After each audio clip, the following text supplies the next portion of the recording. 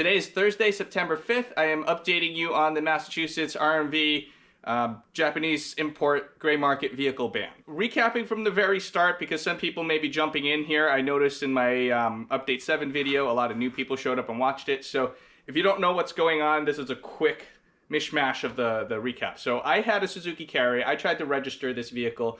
I've registered countless Japanese import vehicles like this before over the last 3 years or so. And I just buy these things. I import them, I play with them, I make videos on them so you guys can watch, and then if I don't like them, I'll sell them. So most of them have stayed around because I like them so much. However, right now I've bought 15 or 16 cars and it's a problem because they've all arrived. And just because they were cheap, I was just buying them. I'm like, oh, that's cool, I'll try it and whatever. And it's a problem outside right now. So anyways, June 2024 comes along. I try to register a Suzuki Carry. And the registry is like, no, we don't do this. It has a short VIN, and it is unsafe, and it's not registered with the NHTSA, like that kind of stuff. It does not meet Federal Motor Vehicle Safety Standards, FMVSS.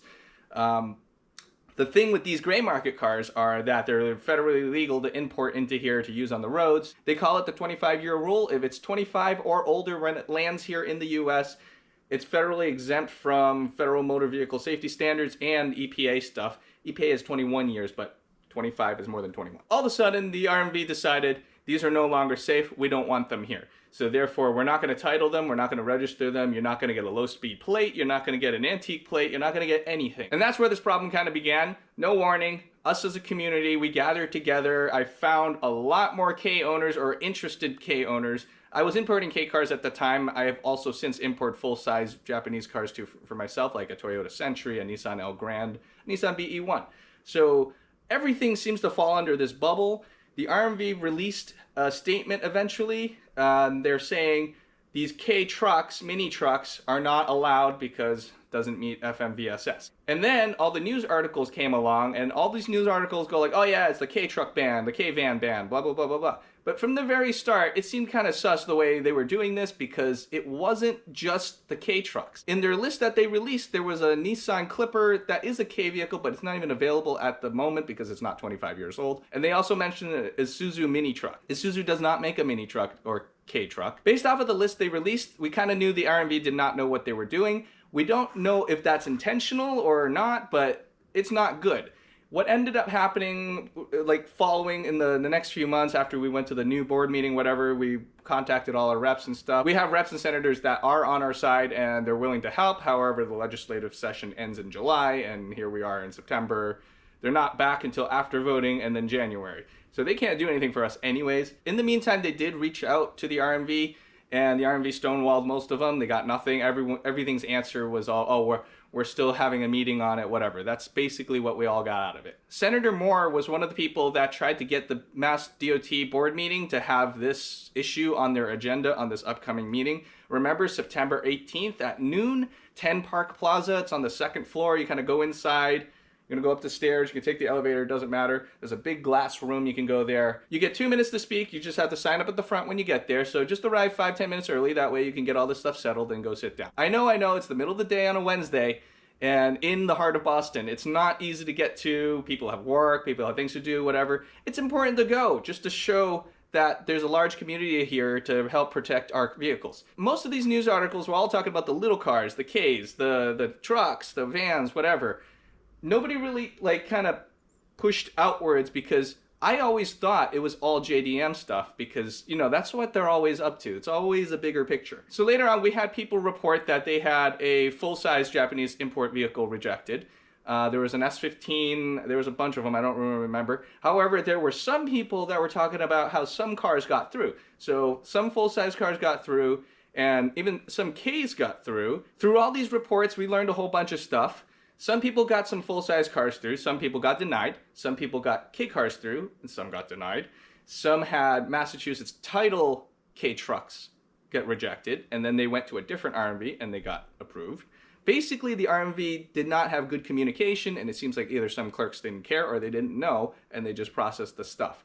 So I called it RMV Clerk Roulette. You kind of just waste your whole day, go to a random RMV somewhere and hope for the best.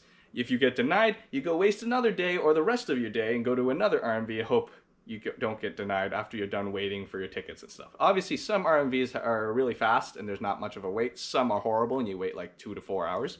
So hit and miss, absolutely horrendous. Up until a certain point, these were all just Japanese import vehicles. So vehicles of Japanese origin from Japan by like Toyota, Nissan, Mazda, Suzuki, whatever. All those things. Somewhere in July and August, they dropped the short VIN thing because all the classic car people kind of were up in arms about this too, because all the pre-1981 American classic cars did not have 17-digit VINs either. So maybe they kind of thought about that, like, okay, I could see why that's a problem, and then they took that off because I went to try to apply for other vehicles, and they weren't K trucks or vans, and I was also rejected. However, in the rejection notice, they seemed to have dropped the short VIN thing. And then finally, someone tried to import something else, not for this reason, they were just trying to buy a car, I guess. They bought a 1997 BMW 5 Series.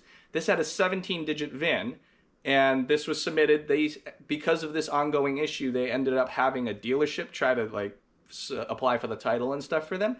So they got denied off of the basis of, as per Boston, these vehicles are unsafe. But in the thing, it says BMW 5, and then like whatever VIN number it was, and it's a full digit VIN. And then that's where I was like, oh, okay. They seem to have definitely dropped on the short VIN thing.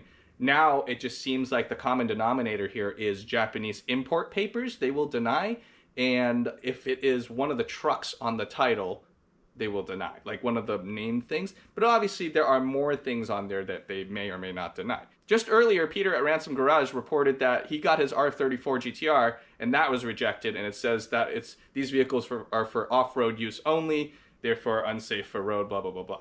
That's a full-size car, that's a normal car. I mean, yeah, it wasn't sold here, but it's exempt. That's the point. Now, what can we do about it? Yes, people have been registering out of state. I've heard about all of this. People recommend this all the time. They're like, oh, screw them. Just register them out of state.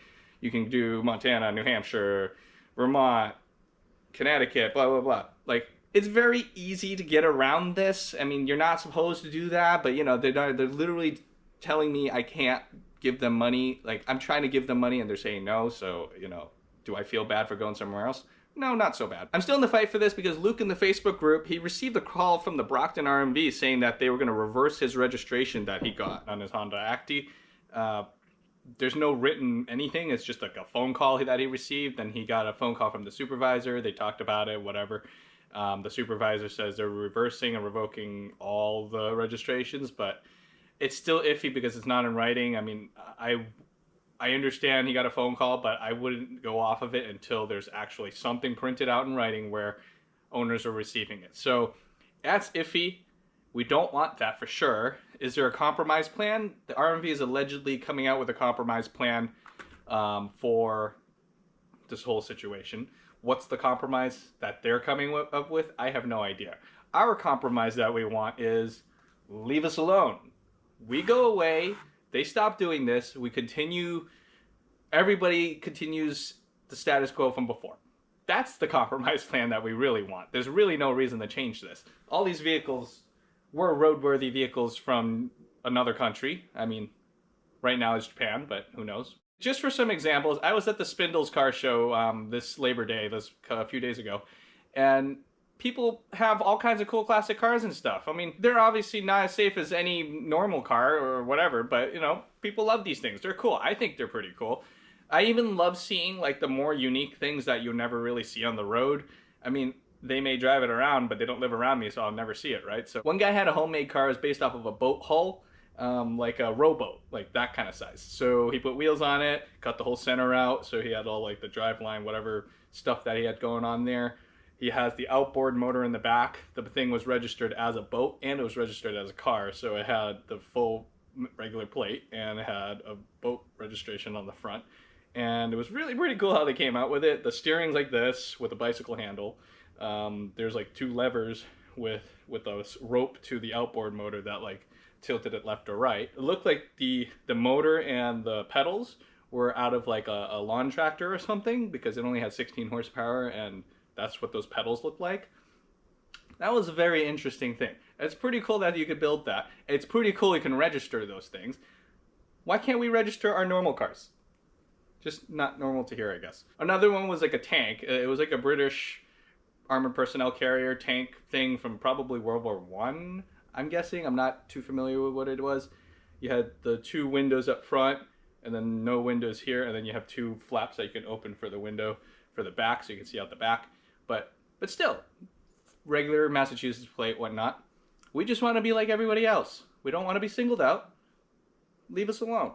This is all I have for right now. There's an R34 that was rejected just yesterday, or, oh wait, I think it's today.